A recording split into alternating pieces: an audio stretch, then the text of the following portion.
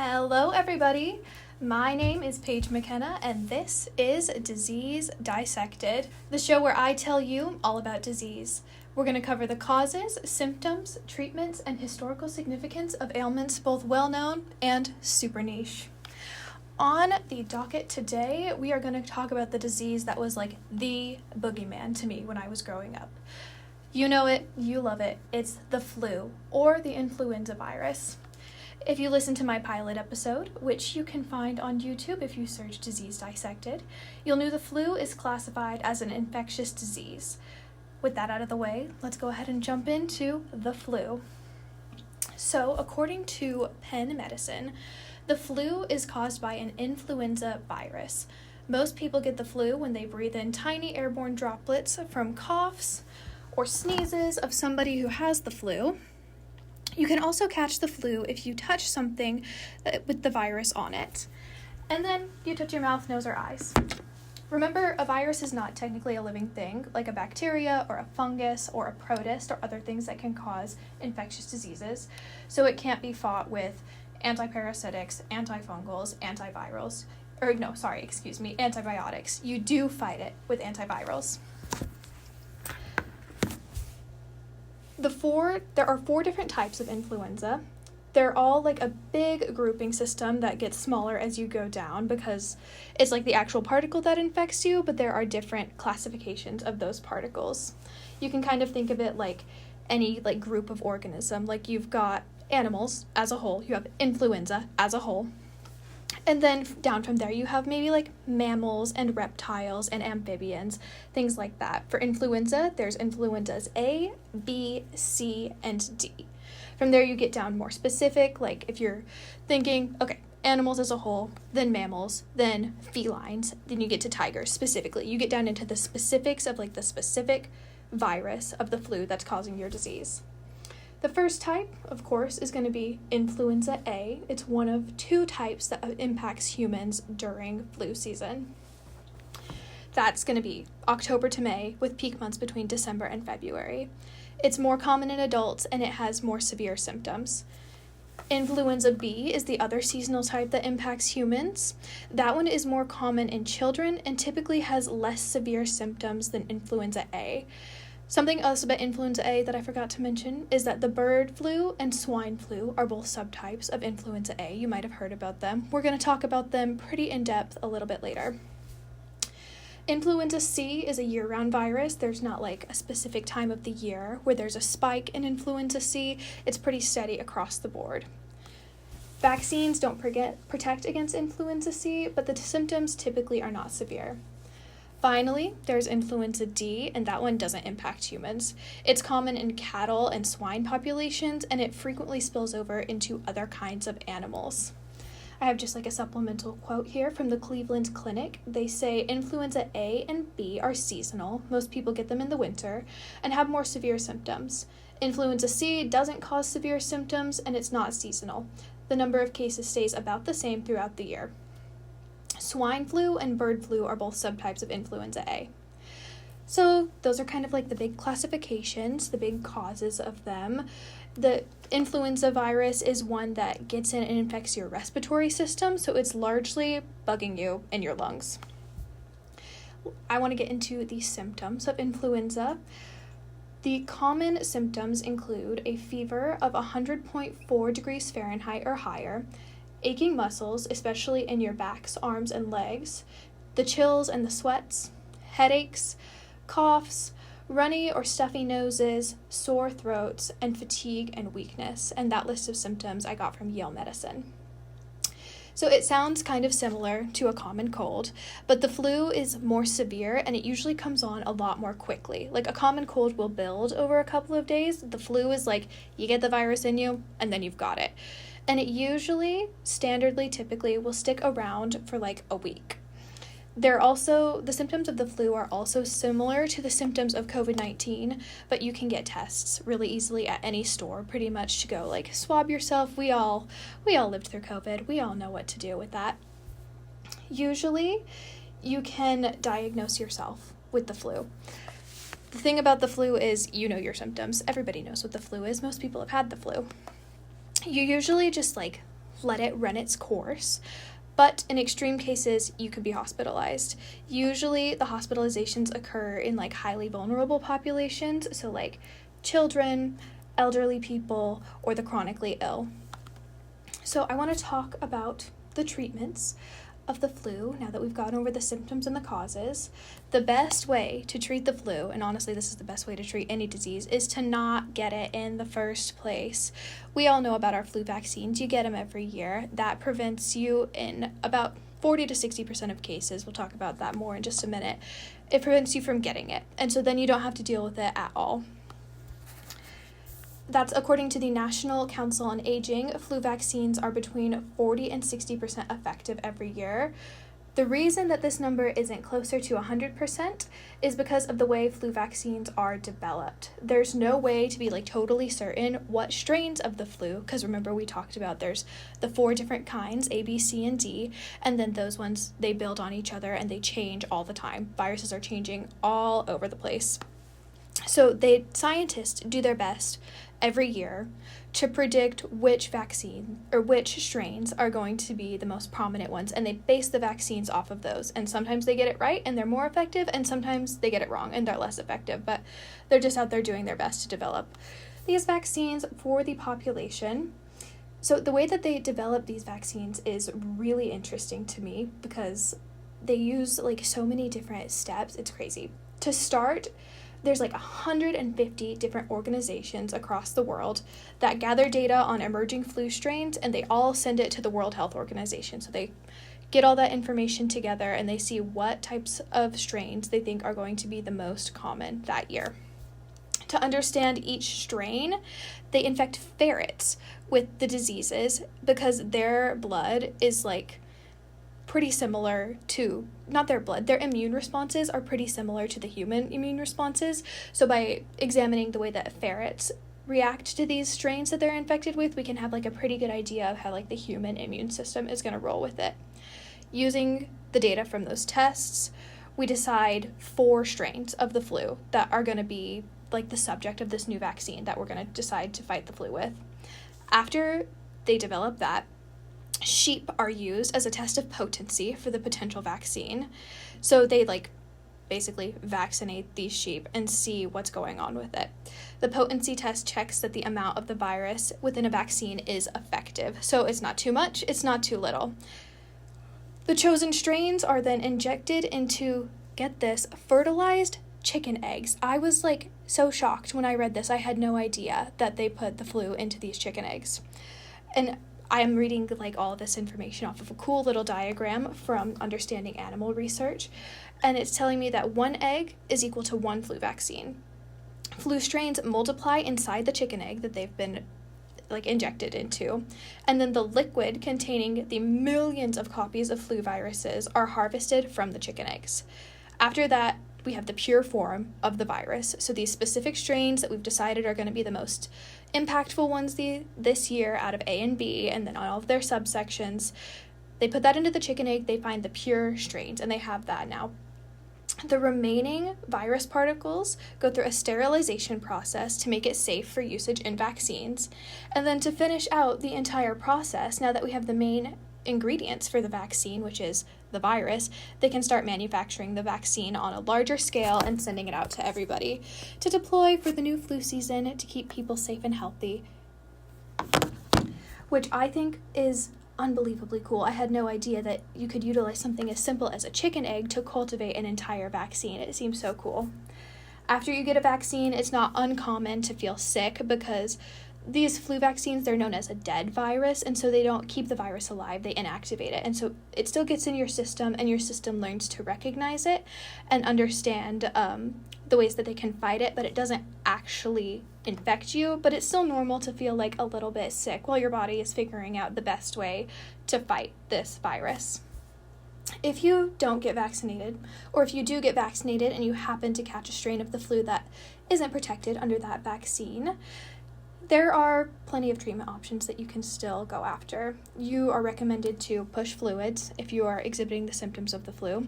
You can take fever and headache medications. You can rest as much as possible. You're not supposed to go around other people because this is a contagious disease, and so other people can get it from your air droplets that you're putting out into the world, or if you go other places and cough on a table, then your germs are living there for other people to come pick up. If, however, you are still feeling really yucky after about a week of your symptoms, it's recommended that that's the point where you go see the doctor. You should also go see a doctor if you have what are called emergency symptoms, and those include difficulty breathing or shortness of breath, chest pain, ongoing dizziness, seizures, worsening of existing medical conditions, or severe weakness or muscle pains. All of those symptoms are considered emergency symptoms in adults, and all of those symptoms, along with gray or blue lips or nail beds and dehydration, are considered emergency symptoms in children. And that list is from Mayo Clinic. At the doctors, they might prescribe you antivirals to kick in if you don't need hospitalization. So they'll take care of you, but there are still plenty of complications that can come from the flu. All of this information is coming from Yale Medicine. You can get pneumonia or bronchitis. The flu virus can cause damage to your body's defense systems, and that damage makes patients more susceptible to other types of bacteria, like the ones that cause pneumonia and bronchitis. Because it's a respiratory disease, it can cause asthma to flare up, and the flu can increase the short-term risk of a heart attack. We're not really sure why the flu symptoms can sometimes lead to heart attack, but doctors suspect that it has something to do with the psychological stress on your body from having the flu. So we've talked now a lot about the science, the symptoms, the causes of the flu. I want to get into the history of the flu because it has a long and totally crazy history. So the origin of the flu probably happened sometime around the advent of animal domestication. So when humans started to settle down, make communities, and domesticate animals, then they could have contracted it from pigs and cows. Like you've heard of the swine flu, that's coming from pigs. Around 412 BCE, that's before the current era, in some books of medicine from Hippocrates, the ancient Greeks mentioned a disease that had flu-like symptoms. So that's the earliest record written down of the flu that we're pretty sure that that's what that was. In 1357, the term la influenza is coined, which means the influence or the visitation in Italian. Then we jump a couple centuries more to 1580. This is a quote from flu.com. Most epidemiologists agree that the 1580 influenza outbreak is the earliest recorded flu pandemic. It began in Asia during the summer before, spreading to Africa, Europe, and eventually across the seas to the Americas. While the total death toll is unknown, it killed 8,000 people in Rome. Later on, in the next following centuries, in 1729, 1781, and the 1830s, there were more influenza pandemics all over the world. Then in 1889, the first modern flu pandemic, called the Russian flu, infected 40% of the world population and killed about 1 million people. And then if you go just a couple more years down the line, you'll hear about the big one that people hear about, the big, bad Spanish flu that happened between 1918 and 1920. This is kind of we hear about COVID was the pandemic of the 2000s. The Spanish flu was the big bad pandemic of the 1900s. It was caused by a new strain of influenza A that started in birds. You might have heard of it as the avian flu. About a third of the world's population was infected, and about 50 million people were killed. That's the estimate, which is so insane. That's a crazy number. The first documented case was in Kansas, and it had a huge impact on soldiers that fought in World War I. As I was researching for this video, researching the history of the flu, I came across this crazy poem that girls in schoolyards would sing in 1918, 1919. It says, "I had a little bird, and its name was Enza. I opened the window, and influenza." I was that's totally crazy that these girls were singing that. I remember being in elementary school and just singing totally crazy songs, but that's influenza. Yeah, the little bird who flew in through the window. So according to the Pan American Health Organization, the United States lost 675,000 people to the Spanish flu in 1918. And that is more than, count 'em, World War I, World War II, the Korean War, and the Vietnam War combined. We lost more Americans to the Spanish flu than we did to those 4 combat situations combined, which is so crazy. So obviously, with numbers like that, you're going to want to start working on a way to fix the problem, which is what we did. Between 1945 and 1946, the first flu vaccines were developed using the same techniques that we talked about earlier, with taking the strains that we think are going to be the most impactful that year, testing them on ferrets and sheep, and then putting them into chicken eggs to extract the pure cultures. In 1957, there was the Asian flu pandemic that originated in East Asia, and it was estimated that there were 1.1 million deaths worldwide. Skipping the rest of the 19th century, there were a couple more influenza pandemics that happened. In 2009, there was the swine flu. About 60.8 million cases occurred, and there were like 12,500 deaths in the United States alone, which is just totally crazy that even now, as we are working towards, we have this like really refined vaccine technology, that we still were losing 12,000 people when there was this pandemic in 2009. So I have here this little blurb that I want to read about the future of vaccines. This is from flu.com, which is where I pulled a lot of the dates for these past dates about influenza and all of the ways that it has impacted human history. It's talking about how are we supposed to create better flu vaccines. Researchers have been exploring new mRNA vaccine technology. We heard about this during COVID. It's the mRNA sequencing that helps to protect us from diseases. Researchers have been exploring these new mRNA vaccine technologies, which can provide biological instructions for cells to produce proteins that trigger an immune response. An mRNA influenza vaccine could enable faster response to outbreaks and potentially save more lives, which I just think is so cool. I'm pretty sure that there's somebody out there who got a Nobel Prize for his work on mRNA vaccines, and I think it's so cool that medicine has progressed so far that we can target these things that are so small. Like, obviously your cells are tiny, the proteins in them are even smaller. It's so cool that we can like get in there and fix them to like be fighting these diseases. I was talking to my roommate about this earlier, saying it's crazy that like you think back to the before time was recorded and before we were writing history down, or back when the Greeks were like the big people of the world, or like even in the 1700s, we had no way of dealing with these diseases. If you got sick, you died, unless you got lucky and you got influenced or you were impacted by like a weaker strain of it, and then you didn't have to die, obviously, but your body would learn how to deal with those viruses that came into your body, and so you could survive the more impactful ones. But if you got hit with like one of the hard ones, or you were immunocompromised, or you were sick already, or you were a baby or an elderly person, you just died. There's not like anything that you could do about it. And so it's so cool to think that like a couple hundred years ago, you would have just died from that. And now we have like sophisticated vaccine technology and sophisticated medical technology that allows us to prevent these diseases from happening. And I just was thinking like, wow, isn't it going to be so cool in 100 years when there's like vaccines that can prevent cancer like that? Like, I'll talk about this more a little bit. I have a little bit on my last section called What's Up in Medicine. I want to talk about the development of breast cancer vaccines.